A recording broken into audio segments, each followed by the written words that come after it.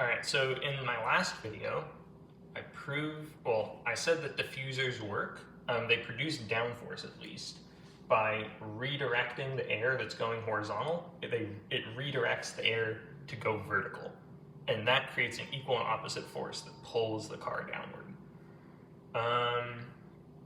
And the reason why it does that is because of the surface tension of the fluid. In this demo, I'm going to use water on my sink. I'm going to use spoons as a diffuser. I saw a video like this kind of while prepping for the last video, and it was really cool. It's a cool demonstration of how diffusers work, but the video didn't do a great job of explaining the physics behind it while doing the demo. So I'm going to try to do that. So to do that, I got a couple props. I showed you the spoons. Also got a race car to kind of show you where the spoons are going. So the diffuser on a normal race car is back here. It makes it go from flat to vertical. Like it's rounded back there. So the spoon, how do I want to do this? Like that. Think of the spoon as being right there. So it's at the back of the car. So in this demo, I'm going to be holding the spoon vertically. So the car, think of it like that. And I know this isn't great placement of where my hands are, but I'm trying to look at the screen to make sure my hands don't go off the screen. So if the spoon moves to the left, think of it as the car's diffuser producing downforce. And if the spoon moves to the right, think of it as the car's diffuser producing lift. Now it won't do that, because I've done this experiment like a couple minutes ago.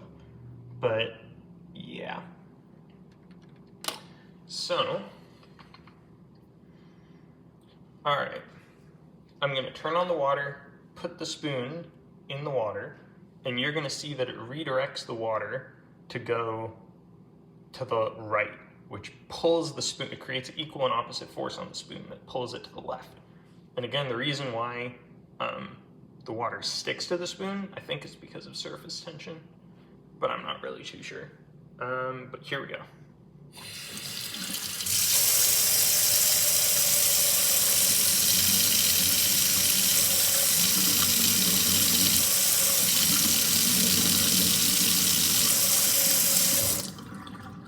And if it's a bigger spoon, it'll pull more of the water. And a bigger spoon means bigger diffuser, by the way.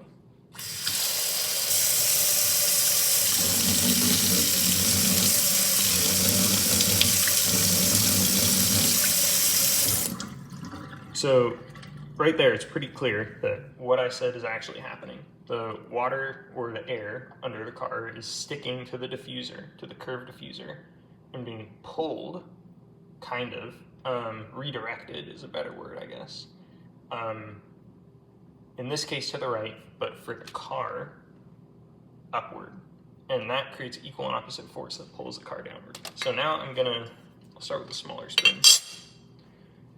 And I'll hold it such that it can wiggle a little bit.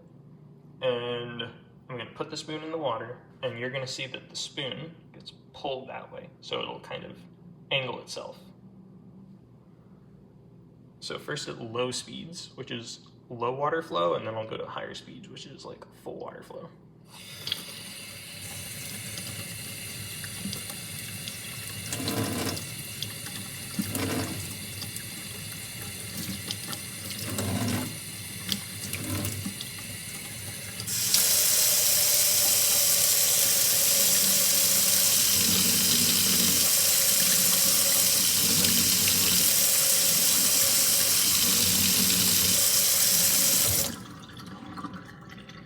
So that worked, but one thing that happens as the spoon gets angled more that way, is now the water goes from being vertical to being pushed to the left, going back to vertical, and then being pushed to the right. And the fact that it goes to the left and to the right kind of cancels itself out and ends up producing less downforce, as in pushing the spoon to the left. So that's why for a diffuser on a car, you want the entry point to be flat, and then you want it to just get more rounded. Yeah, I'll do the big spoon now. Big spoon, same exact experiment. It's going to be able to move around, and I'll go low speed and high speed water.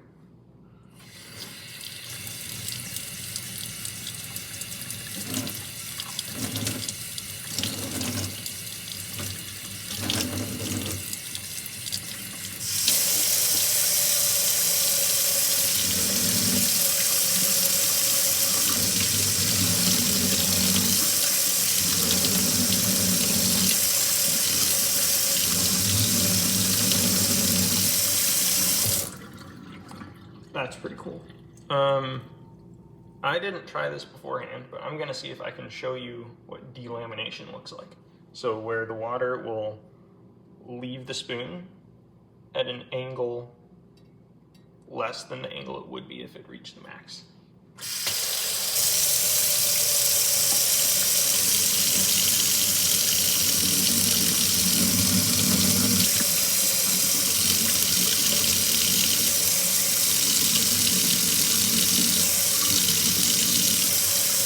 You can kind of see, like, right down here at this bottom part, it kind of delaminated.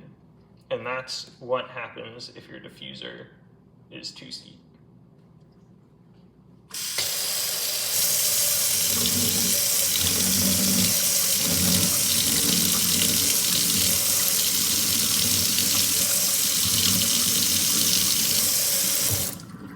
That's pretty sick.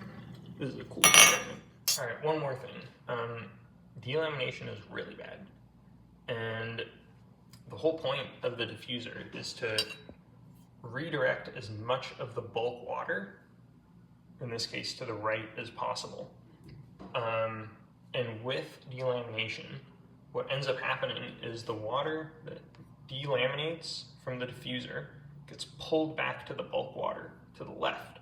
And that greatly reduces the effective downforce that the diffuser produces. So even if the water or the air gets pulled most of the way up the diffuser, even if it just delaminates right at the end, it'll cancel out the majority of the downforce that the diffuser should technically produce. And I'll show you this. I'll range the spoon from being like a good diffuser with like no delamination, and pay attention to the bulk water below it, like where the bulk water below it is shooting. So I'll show you a good diffuser angle, and then I'll range it slowly and slowly to a bad diffuser angle, so you can see where the bulk water ends up pointing as you get to a bad diffuser angle.